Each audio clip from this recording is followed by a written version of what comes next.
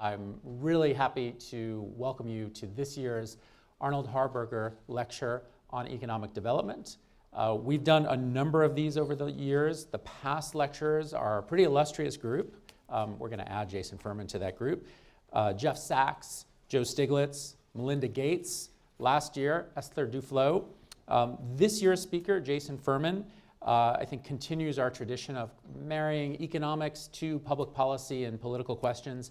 I'll introduce Jason properly in a moment, but he's spent really the bulk of his career in public service at a very high level, and it's really terrific to have him here for this. I'll say more in a moment. First, in terms of the format, as soon as I have introduced Jason, he will come up here. Like all economists, he will give a talk with slides. And in fact, there's going to be a lot of slides. I've seen them. They're great. But he will do that, walk around, run us through his talk for about 30 minutes. He and I will sit down in those chairs. We'll have a brief conversation just to kind of kick things off. And then I will open it up to questions from all of you. We have handheld microphones. If you've been to these events before, you know how this works. Please, of course, wait to be called on. Wait for the microphone. And if you can identify yourself in your question, that's terrific. Most importantly, keep your questions short and to the point. There's a lot of people here. We want to make sure we get through a lot of things. So with those kind of ground rules in mind, let me introduce Jason. So Jason Furman is currently Senior Fellow at the Peterson Institute for International Economics in Washington, D.C. For the previous 8 years, he worked as a top economic advisor to President Obama from 2013 to 2017. He was chairman of the Council of Economic Advisors. He replaced Alan Krueger in that position. In the role of chairman, he played a major, or had a major hand in nearly every important economic policymaking decision that came out of the White House. In appointing him to the chairmanship, President Obama called Jason, and I'm quoting, one of the most brilliant minds of his generation. Jason was born in New York City, attended Harvard College, finished his Ph.D. in economics, also at Harvard, worked at the World Bank, and then in the White House in various roles. This was during the Clinton years. After the Clinton presidency, in addition to working on several campaigns, presidential campaigns, he worked at the Center on Budget and Policy Priorities and taught at NYU, Columbia, and Yale. From 2006 to 2008, he was a senior fellow at the Brookings Institution and director of the Hamilton Project. We maybe want to learn more about what that was. I don't think it's related to Hamilton, the musical. Otherwise, he'd probably not be here with us today. But he did that for a couple of years. He then joined President Obama's presidential campaign right at the start, 2008, as economic policy director, and later served in a number of positions before rising to his last role as chairman of the Council of Economic Advisors. Among his many accomplishments in government service, Jason is one of the architects of the Affordable Care Act. So he's covered a lot of ground, a really terrific experience, and someone who I think will be very enlightening, very interesting for all of us today, and I'm really proud to have him here for this lecture. Please join me in welcoming Jason Furman. Thanks so much. Thanks so much for having me. It's great being here at the Burkle Center at UCLA, and a real honor to be doing something named after Arnold Harberger, who's just such a major role in so many different areas, both of economics and applying it to public policy. And we use his ideas every day when we're in government, engaged in public policy. You know, one slide ago, you saw the title of this was something like Economic Policymaking and the Future of the U.S. Economy. I should just be straight with you up front that my talk is about economic policymaking, and then we can cover the future of the U.S. economy in the Q&A, where I'm happy to talk about any issues you want to talk about. But what I wanted to do was take this opportunity, since I'd been in government for 8 years, have not fully recovered from the experience, to share with you some reflections on the role that economics plays in policy making and in government. In the course of that, try to give you a number of different examples and illustrations. For me, just by way of bio, I was in graduate school doing academic research, planning to go on the academic job market and have an academic career. And for me, it was pretty much an accident. One day, Joe Stiglitz, who was then the chair of the CEA, called me up at the recommendation of someone else. He was interviewing me for a job at CEA. His interview consisted of talking for 30 minutes straight, not listening to a word I said, and then viewing me as insightful enough to hire. To me, it seemed a little bit of a change from the track I was on, but there was this woman I really liked. She wasn't paying a lot of attention to me in Cambridge, Massachusetts. She was going to be moving to Washington that summer, and I thought I might have more success if I chased her there, so I took the job. As an aside, I subsequently married her. And that got me into it. And I ended up staying for 4 years in Washington at CEA, Council of Economic Advisors, then at the World Bank with Joe Stiglitz, and then back to the White House at the National Economic Council. And we can talk more about what all these alphabet soup things are later if you want, but in brief, CEA is a little bit more pure economic analysis and economic advice. NEC is a little bit more strategic, runs the process, and makes sure everyone is at the table who needs to be, including, of course, the CEA. But what I wanted to do today was talk about, why, at least the rationalization I have for having gotten off track about 21 years ago and continued to stay off track all of this time. What's so exciting about economic policy? Then get to the question of, do economists ever agree on the answers to questions? Because people see a lot of debates. Most of the issues I've dealt with are places where economists don't know the answer. So what do we do when we don't know the answer? How do we figure it out? And then finally, something a little bit more personal. A lot of the issues that come up center around growth and inequality, trade-offs or complementarities, and how I think about that. So first, what's so exciting about economic policy? For me, I'm excited because it helps you think about some of the big questions. And one of the biggest questions in the US economy is, why has income growth slowed so much? Income from 1948 to 1973 for the typical family was growing at 3% a year. At 3% a year, it doubles every 24 years, or once a generation. Now it's 0.4% a year. It takes more than 150 years to double. And I think that's one of the central facts about our economy. But in economic policy, I was always happy if I could find an opportunity to make a small contribution to a big problem like that. But I also find it interesting and important if you can make a big contribution to a smaller issue. And to give an example of a smaller issue, it's one of the things we all love, maybe love too much, is our mobile devices, our tablets. They get internet by using electromagnetic spectrum. That electromagnetic spectrum gets very crowded with all these different signals at the same time, which makes it harder for them to get broadband, which is one thing important to our economy, important to our consumers. And so figuring out how they could get enough spectrum to have mobile broadband, and I'll come back to it. To give you a sense of some of the issues that I worked on in the last 8 years, one of them was preventing a second Great Depression. One of them was restructuring the post office. And I don't want to be immodest. We only succeeded in one of these two projects. And some of the others were all of these. Some of these are things you would think of as economists working on, like financial crisis, deficit reduction, or business tax reform. Some of these you may be more surprised to see, like criminal justice reform, artificial intelligence, or Social Security. On none of these did we come into the room and get our way, and on none of them should we have come into the room and get our way. But in all of them, we figured out a way to contribute and a way to have input. Part of that input came about because economists do agree. My thesis advisor for my Ph.D. was Greg Mankiw. He had the same job that I had under President Bush. He's a Republican, I'm a Democrat, and Greg and I agree on some of the big issues in our sorry, getting off track here.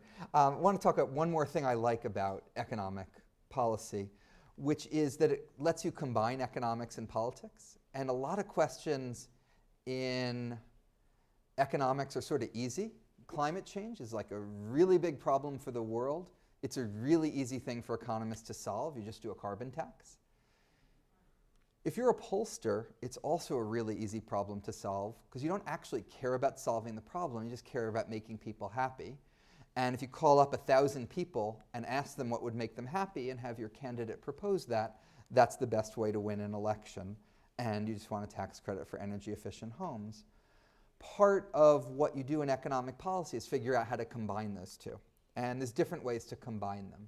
So maybe you could find the very best policy and use a pollster to figure out a different word for it, and I'm making this up, but calling it a future fee instead of a carbon tax. I realize slightly Orwellian, but in the interest of saving the planet, I would be willing to do it. The second is packaging policies together to address the concerns that people raise. So a group of economists recently and leaders came forward with a proposal that had a carbon tax, but it also got rid of a lot of regulations.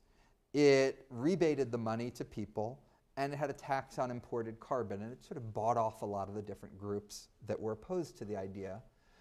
The most common thing you end up doing, though, is you end up not at the very best policy, but at a policy that you could call the nth best, and then you just hope that n is not too large.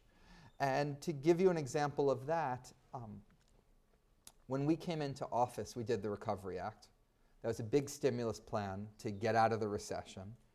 It included a tax credit called Making Work Pay. And the way Making Work Pay worked is it was a refundable tax credit. Refundable means if you're low income, you got a check from the government. If you're high income, it phased out. You didn't get any money.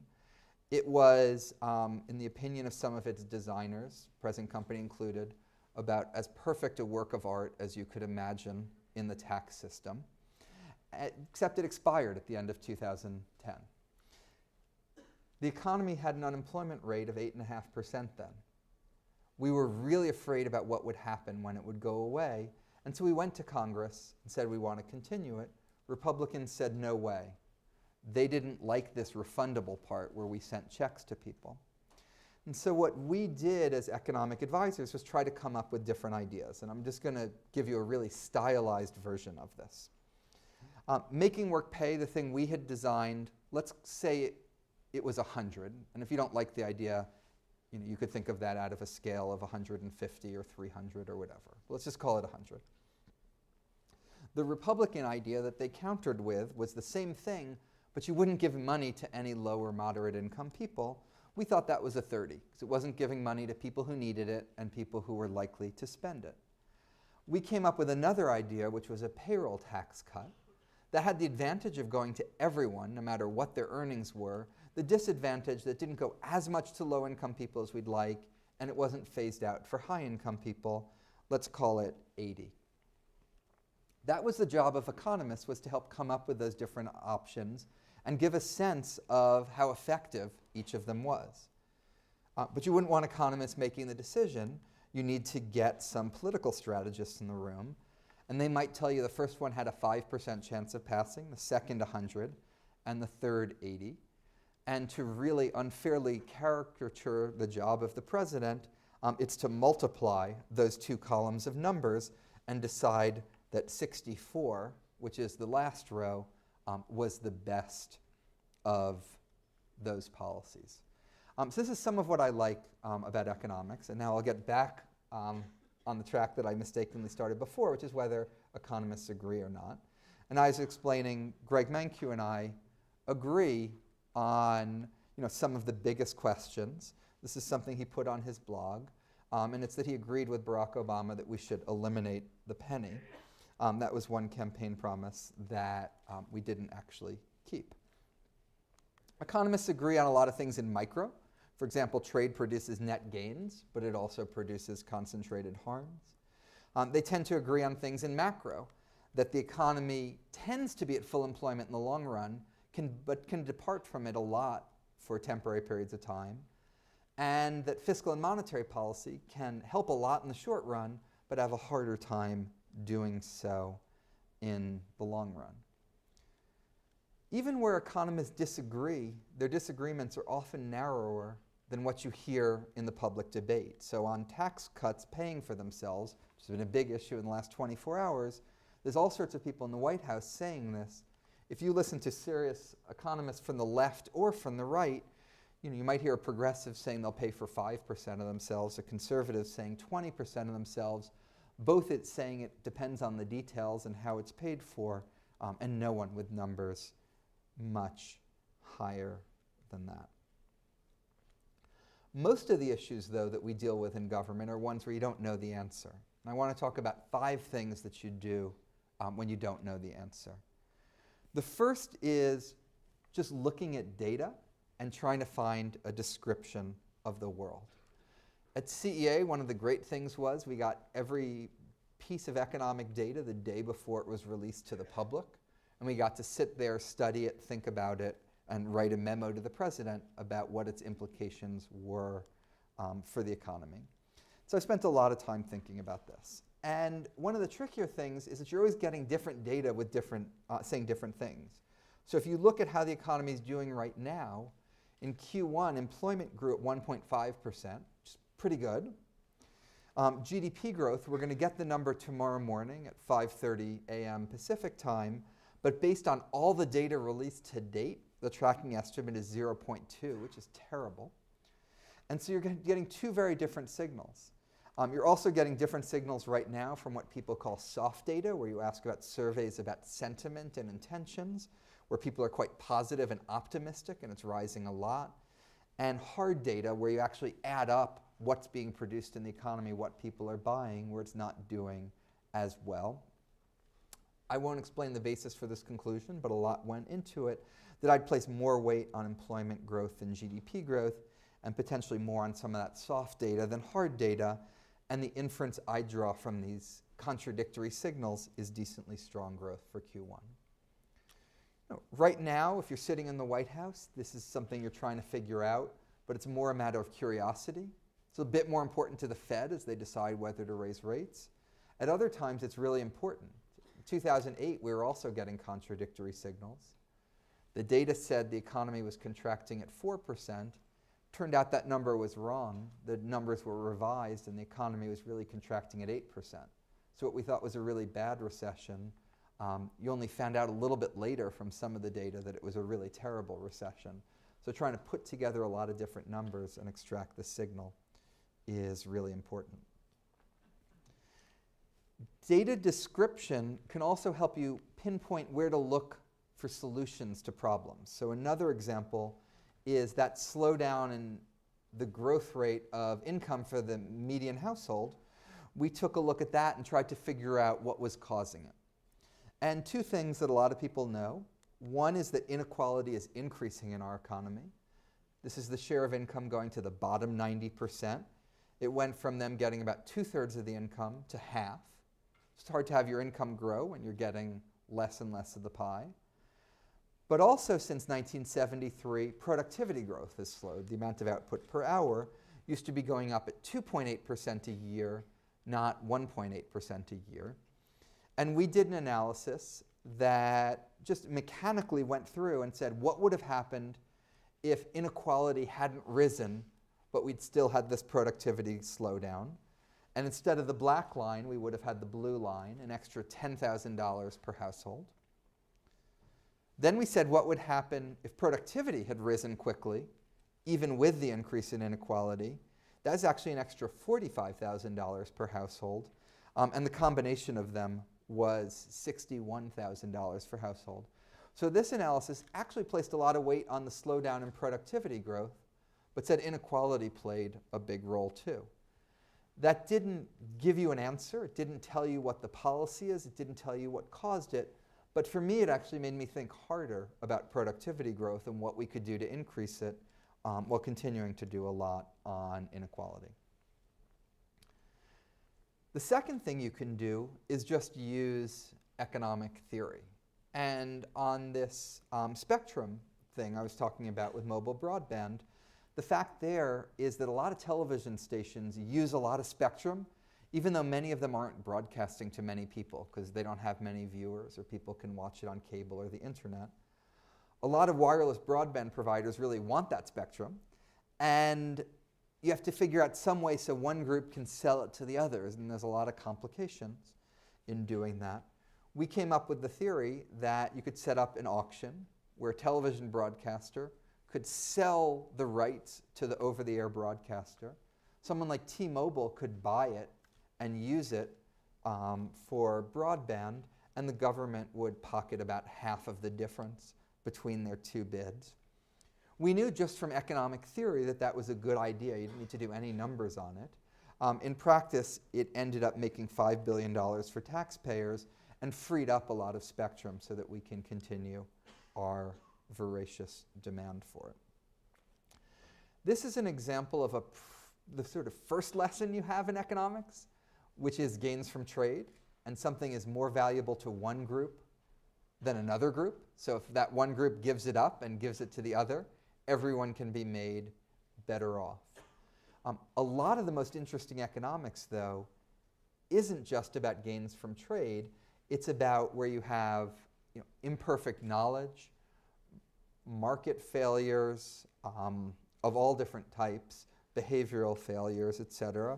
And just to give you a quick example of that, health insurance would be an example of adverse selection, where people who are buying insurance know a lot more about whether they're sick or not.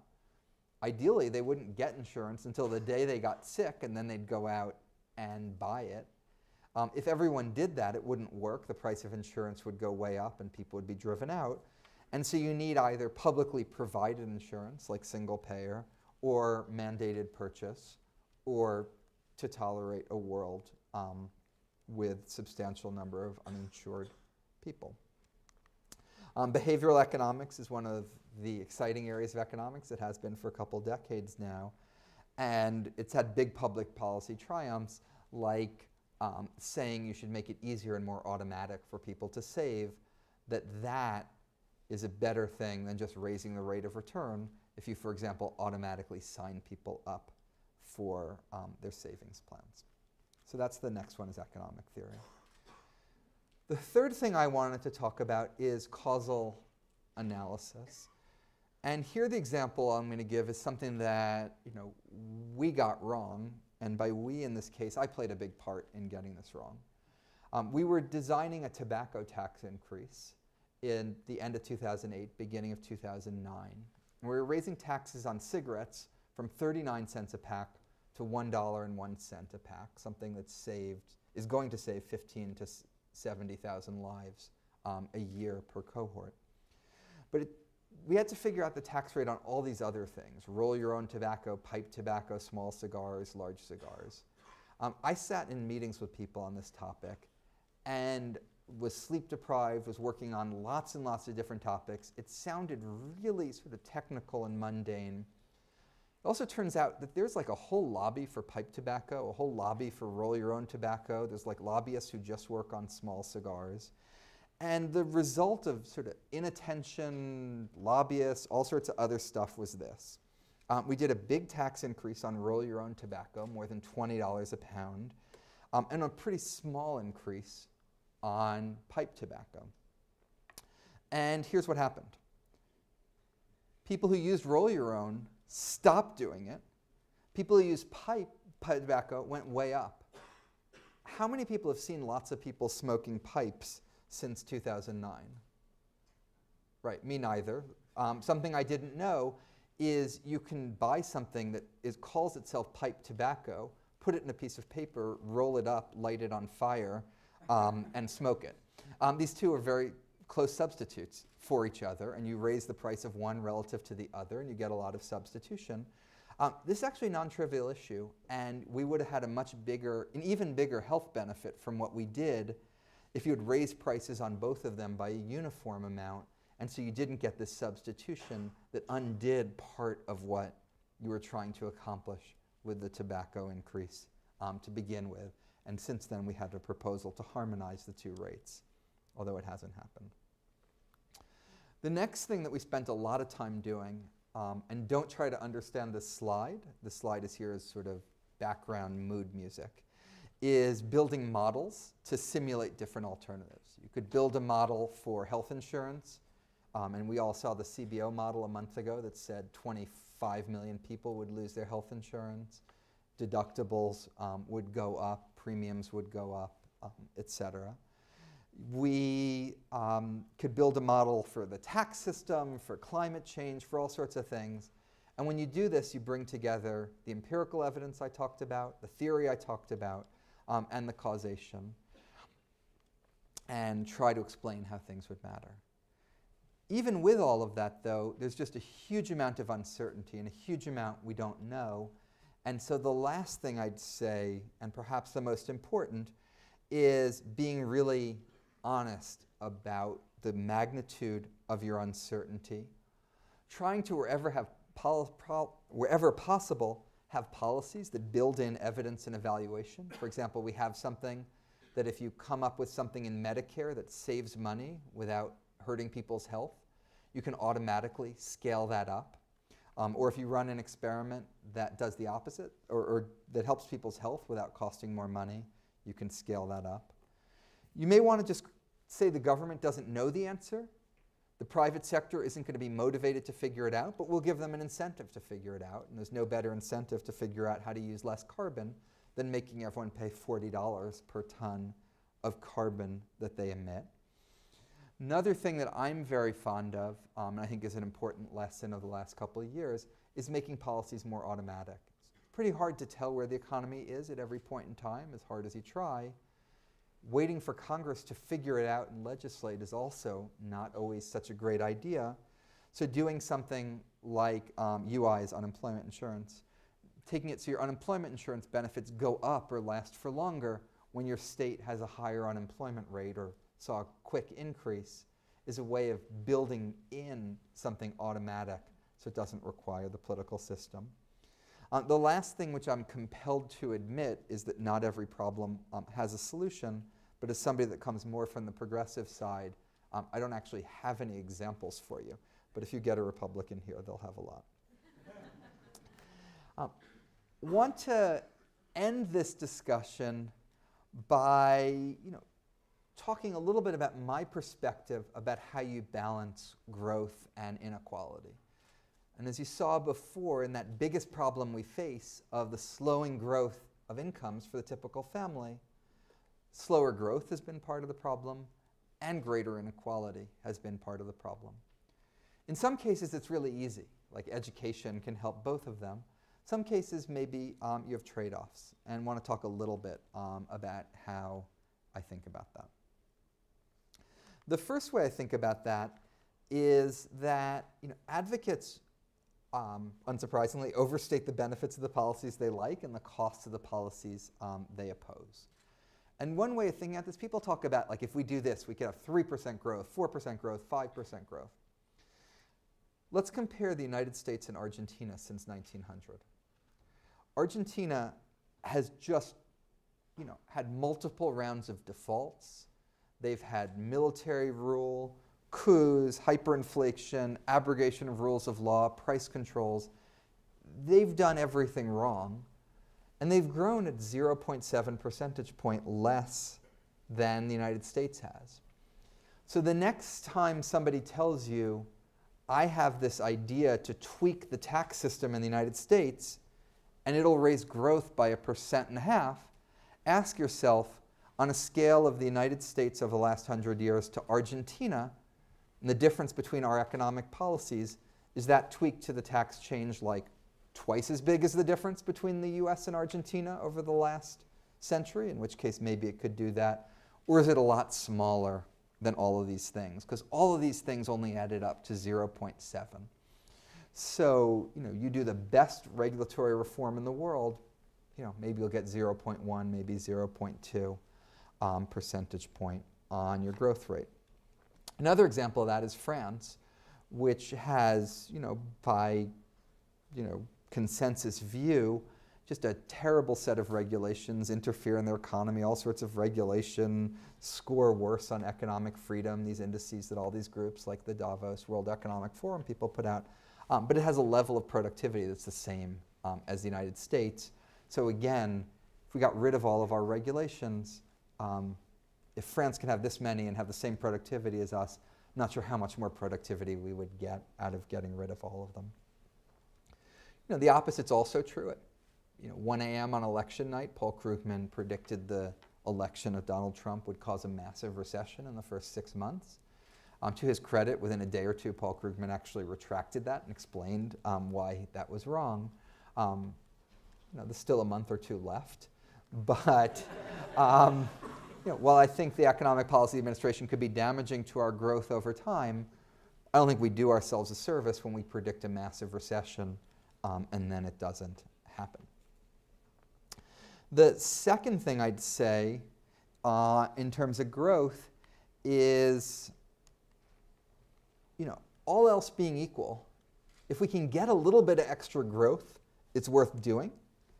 That 0.7 of a percentage point isn't the most inspiring thing. In the United States, it would be the difference between the 1.8% growth we've had and 2.5%, neither of which sounds super exciting. But the United States is a much, much richer place than Argentina because of the miracle of compounding. And if you can get a couple tenths more on your growth rate, that's a great thing. 0.2 percentage points is an extra $1,000 for a typical family after a decade. But there's 3 really important words there. And in economics classes, that's often written as ceteris paribus. I chose to do it in English because it's so important. I wanted to make sure everyone understood it. And that brings to the third lesson, which is, in my view, it's generally not worth making large distributional or other sacrifices for a little bit of additional growth.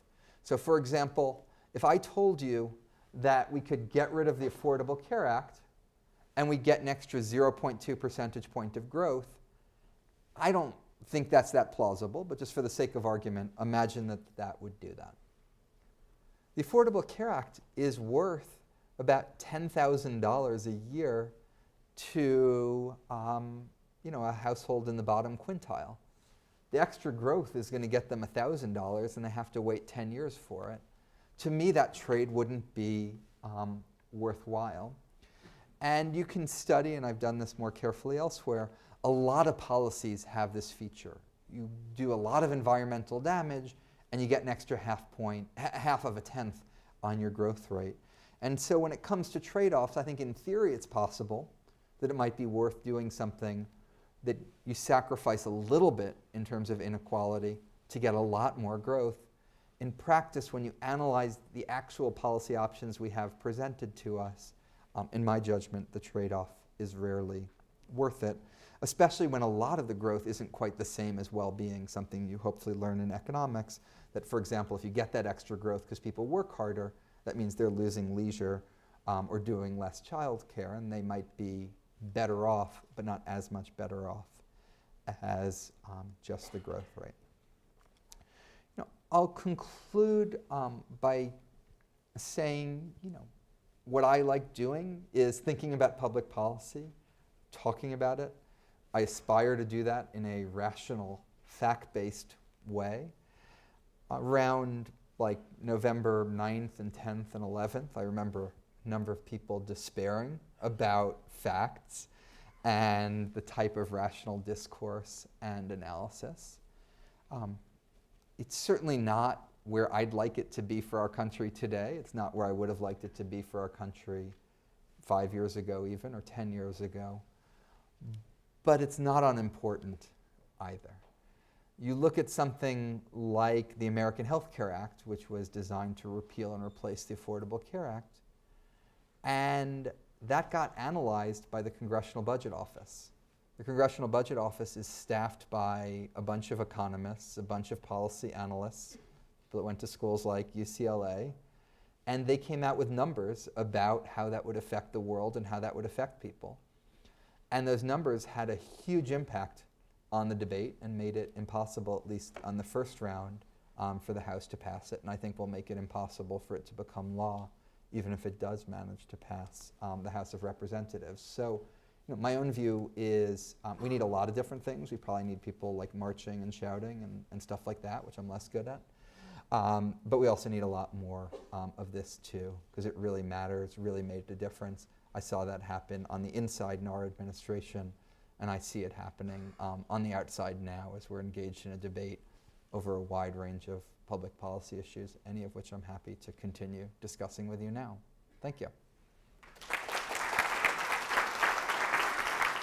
In the Oval Office, President Obama had this bowl of apples, and they always looked great. And the way those meetings happened is he's at the chair at the end, you may have seen pictures, and then you sit on the sofas next to them. And it was pretty common to take an apple and eat the apple after the meeting. What wasn't common, and in fact I only saw once, was to be having a discussion about international tax reform and to have one of the president's top economic advisors, and I won't out Austin Goolsbee, oops, sitting there and loudly chomping an apple throughout the meeting, and so that the only thing I remember from that meeting is the sound of him eating that apple echoing around that oval room, rather than any of the substance we were discussing. So I will not do that for you now. Thank you. Well, thank you so much for your talk. There's a million questions I have about kind of current events, the Trump administration, Obama, but I want to start off kind of in line with your talk about the way economics feeds into the policy process. I'm not an economist.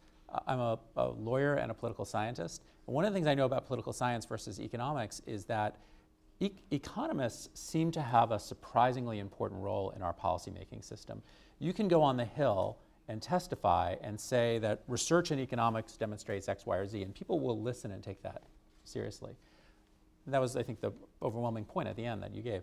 Whereas in political science, you can't do that. Nobody wants to hear what political science research has to say, and they don't take it seriously on the Hill. And I've always been struck by that distinction, and I think we can look at other disciplines, and they're even less significant. So what is it about economics that you think gives it this important and kind of unusual quality in Washington? Look, I think some of this is unfortunate, and I think some of the reaction against expertise in the wake of the Great Recession came from economists who in their models have quite large standard errors, but then when they go out and speak to the public, they forget those standard errors and speak much more confidently than is justified. You know, certainly like predicting the future, we don't know how to do it. My dentist also doesn't know how to tell me which tooth is going to get a cavity. I don't hold that against my dentist because my dentist tends not to make predictions and does a pretty good job after the fact in cleaning up after the cavity. I think we're better at knowing how to clean up after a recession with fiscal stimulus than to understand when one's coming. But we sort of forget that and speak too confidently. So I think that confidence may help, but then I think in the long run it hurts. I can say for me though, one thing we did at CEA was try to see if we could bring data to bear, and we had a lot of people that were good at numbers. So let me give you an example. Criminal justice reform. The United States has 25% of the world's prisoners, 5% of the world's population. We imprison a higher fraction of our population than any country with, I think, more than 400,000 people. The only country that's worse is the Seychelles than us. It's awful. And this isn't a core economic issue, but I cared about it personally. We had 2 staff that were very enthusiastic about it. We once had a staff brainstorming meeting to what should we work on, and one person here knows him, Steve Braun, who's in charge of macroeconomics, was like, I'm really bored of the inventory cycle. I think we should be working on mass incarceration. So we went off and wrote a memo. And it was based on a lot of data and combing through stuff and bringing things together. And I just sent it to a few people in the White House, like, hey, just in case it's of interest. They really liked the memo and said, hey, you should get this to the president. I said, okay, gave it to him. He really liked it. He sent it to the Attorney General. And after that day, anytime there was a discussion of criminal justice reform, we were in the room. That wasn't because we were dictating what had to be done. It was because people thought, oh, these people actually may have something to add. I mean, it's an interesting example because the one that's on my mind right now is issues of credibility. One of the frequent arguments in the Beltway is if you take an action like, let's say President Trump did with the strikes in Syria, that will show resolve and credibility vis-a-vis other situations in other states. The overwhelming evidence, academic evidence, is that's simply untrue. but it persists. And so data doesn't seem to penetrate in certain fields, whereas economics does seem to have this unusual ability to both have a resonance for policymaking, but also to bring in excellent academics. And it's the other thing that's striking about what you talked about. Many of the people you mentioned, people we've had here, have very good academic pedigrees and yet can transfer back and forth in a way that is not unknown in other fields, but maybe is less common. Yeah, and the United States is different in that regard than other countries. The top economist in most other countries is the chief economist to the finance minister. And here it's the chief economist to the president. India has one who reports to the head of state. Israel sort of does. I'm not aware of any other countries that do. And the other advantage, the thing that we have, is a lot of other countries, you spend a long time in the civil service working your way up. So that in the UK, the top person is a civil servant. He happens to be really excellent as the economic advisor to the Chancellor of the Exchequer. But in the United States, you have this rotation from academia to government that lets you have, a Joe Stiglitz come to government for, well, in his case, 4 years. Or Peter Navarro.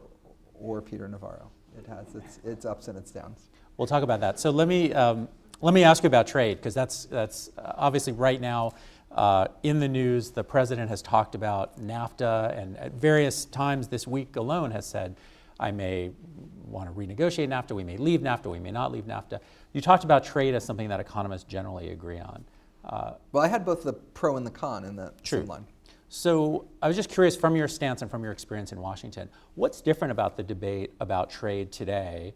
Just to take TPP as an example, both Hillary Clinton and Donald Trump were on the record as opposing TPP by the end of the campaign, something that I think wasn't necessarily expected. If you went back 4 or 5 years or 10 years, you wouldn't see that. So what's changed, and how do you explain the different attitude that we see today? First of all, it hasn't completely changed. I mean, I'm not exaggerating this, I think, in 2000, there was the battle in Seattle over the WTO. I think it was a year later, there's these annual meetings that the World Bank and IMF have in Washington. And there was a borderline riot in downtown DC, and people actually set 2 cars on fire and were marching through the streets, and police were there with barricades all over the issue of trade at a time when our unemployment rate was 4% and real wages were growing at 2% a year. So even in the best economy we've had in the last 50 years, it was still a controversial issue. I think it's an issue that allows people to personalize some of the problems they have in the economy and plays a little bit to a zero-sum, they're winning, so we must be losing type of mentality. I think legitimately the China shock probably has been larger and more consequential than other ones have. Trade certainly does cause a set of concentrated harms. I'm less certain that it contributes. I'm less certain that it's causing inequality because it may create wage pressures, but it also disproportionately benefits consumers of imported goods. I think progressives shouldn't lose sight of the fact that without trade, you wouldn't have had the most amazing economic thing that's happened in the history of the planet Earth, which is hundreds of billions of people in China emerging, in China and around the developing world, emerging from poverty, and just the huge, we talk about like, oh, we're losing jobs to China and India. As a U.S. policymaker, you have to be American first. On the other hand, a little party, you should be a little bit guilty when you think about what a job means to someone in India, especially if they can have that job and we can have our job, which I think is certainly possible. Last thing I'd say is some of the critiques of trade agreements I think might be fair. They include a set of ancillary things to trade, things like very strong protections for intellectual property that I'm less sure are justified, and I do think reflect the disproportionate role that special interests can play in some parts of the process. Agreed. So on the issue of trade, one of the reasons it's been so significant is the impact on jobs. You showed that very interesting slide with a kind of sharp deviation in the late 60s. One of the things you threw up in your early slide on the many things you covered was artificial intelligence, and it made me think about robotics and the change that we often hear about happening now. I know the Treasury Secretary has expressed some doubt about the impact of this. I'm just curious about your view about what is likely to happen in the next 10 or 15 years with regard to whether it's AI-driven automation or other forms that may hit knowledge workers like those of us here in this room, or soon-to-be workers here in this room. Right. So I should tell you that one of the fun things I did as chair of CEA was gave a lot of speeches, and every single question anyone in this audience have, I've given a speech on, and there's an Obama White House archive website that has it. This one is no exception. So if you're really interested, there's a longer version there. My view is there's a powerful set of forces that even as you have new inventions that replace labor, create new types of jobs, make people richer, and richer people want to buy more stuff, and that bring you back towards something like an equilibrium where most people that want to work can work. We've seen that when we got rid of all the jobs in agriculture. John F. Kennedy, in his inaugural, talked about what are we going to do now that we're losing all these farm jobs? What could we possibly do for these people to have jobs in the future? And that turned out to be a misguided idea. So over and over again throughout our history, we thought the next invention was going to replace jobs. Couldn't imagine what the next ones were, and we've been wrong. And today we don't see technologically advanced countries having fewer jobs. There was actually a Wall Street Journal story on, will the robots replace men? And that's the headline. And that article was written with those words in, I think it was 1935. So people have been worried about this for a while. So to a first approximation, the really scary scenarios I don't believe in, and that's why I don't like things like universal basic income that are premised on the notion that we're going to lose all our jobs, we need to do something else. But I do think how we handle this can make a big difference. And one of the reasons people haven't lost jobs to robots in the last 30 years is they've lowered their wages to compete with those robots, and so we've had more inequality. And we have had a chipping away at the participation in the workforce, and a lot fewer people are participating in it now than before. Those things are more uniquely American, not uniquely, or more worse in America than they are in other countries. And so I think they say less about the technological changes and more about our institutions for training people, for helping people find jobs, for subsidizing jobs, for educating people. Mass incarceration has played a big role in people being unable to find work as well, much bigger role than the robots will play. Can you elaborate why you don't support universal basic income? And maybe explain what that means for everyone. Sure. So universal basic income is the idea that you'll give everyone 18 and older, call it $12,000 a year. And it sounds like a really nice, appealing, simple idea. It appeals to people who think the robots will take all our jobs. It appeals to tech people. It appeals to others. The problem with this idea is partly the premise that I think work is a really important way to be included in society, to have dignity, to participate, and it's not about that. It's about something else. But then also the numbers don't add up. To give everyone that, there's, 250 million adults. Maybe you don't give it above 65. Anyway, let's say it costs $2 trillion a year. That's 3 times what we spend on Social Security. We need to double our income taxes to pay for it. Maybe I'd be comfortable doubling our income taxes. I don't think it would actually happen. So then what would you end up doing? You'd end up doing what many of the proponents have said. You'd get rid of food stamps, and you'd get rid of the earned income tax credit, because those are old-fashioned, dumb, complicated ways to do it. We've come up with a smart way to do it. Well, the problem with that is the smart way to do it costs all this money, because a lot of the money is going to people that make $90,000 a year or $900,000 a year. So you'll end up with less money for low-income households who benefit from a lot of the system now, more money for middle and high, in a way that if you listed my top 10 priorities, if I could convince Americans to raise taxes, sort of number 10 on my list would be more money for people that make, $90,000 or $900,000 a year. So it's an idea that when you do the arithmetic, it just tends not to add up and work in the way that people would like it to. Since you have a lot of campaign experience, let me ask you to put your campaign hat on for a second. There are many things that went wrong in the Hillary Clinton campaign, but just on the economic policy side, looking back, What do you think she or the Democratic Party could have done differently and should have done differently? What was realistic that wasn't done that would have enabled them to win? I think the policy stuff wasn't an important part of it. I mean, people have criticized her for having sort of no clear set of policies, no clear articulation. She had like a whole blizzard of bullet points. Anyone had any problem, there was a bullet point on her website to deal with it. Frankly, and I'm, partly my fault, that was true of Barack Obama's economic policies. That was true of Bill Clinton's policies in '92. And a little bit the way you empathized or communicated or talked about change overrode any of those specifics. So I don't think a lot of it was grounded in the specific policies. It's possible that supporting Glass-Steagall, being earlier and more aggressive against trade, would have helped her politically. I have views on the policy merits of both of those questions. I don't have strong views on what they would have done for her campaign. And I sort of agree with the conventional wisdom that the biggest mistakes the campaign made were things that happened before she declared her run for office.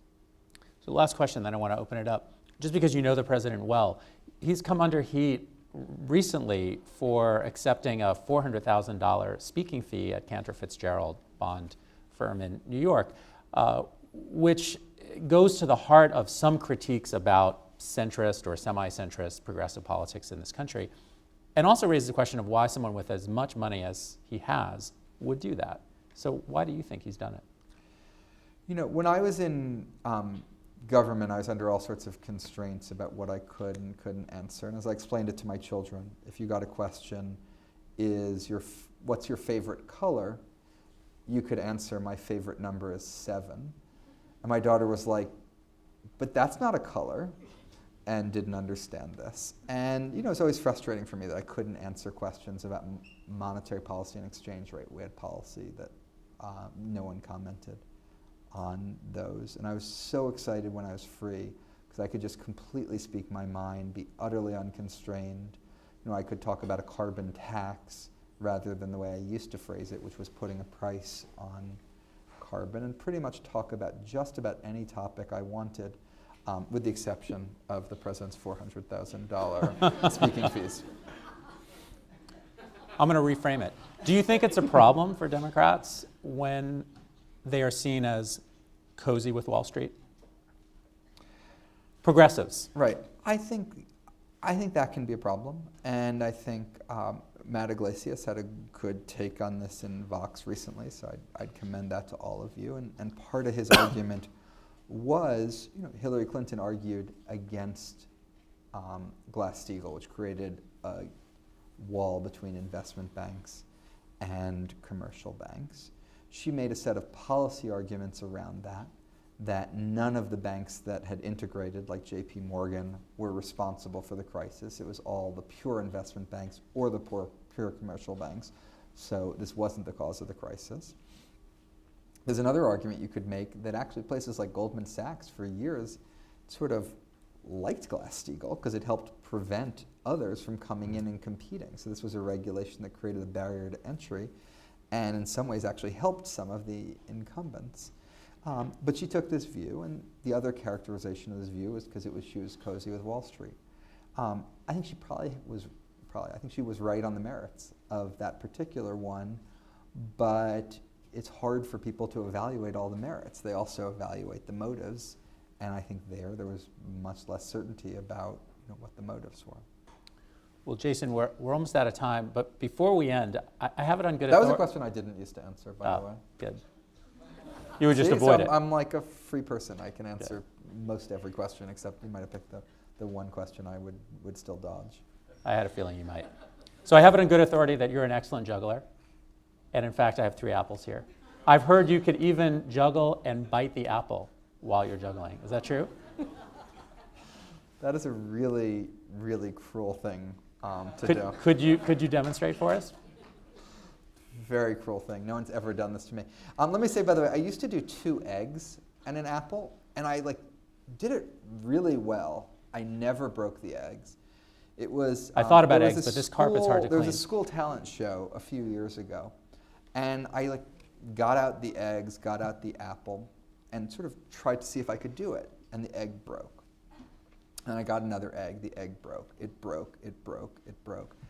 And I didn't think I was that much worse than I used to be, even though I hadn't practiced for years. And then I realized what was causing all these eggs to break. And it's sort of poor form, but I blame it entirely on my wife, which is because of her, I have this metal object on my finger that when I was 17, I didn't have there. And like, you know, the only time I ever take this off is when I juggle eggs. I have not practiced, I don't think I've done this for like a year, so I want to like create a lot of hype and uncertainty about whether or not I'll succeed. And like tremendous amounts of applause if I do, and not much blue. No, don't distract me. Oh!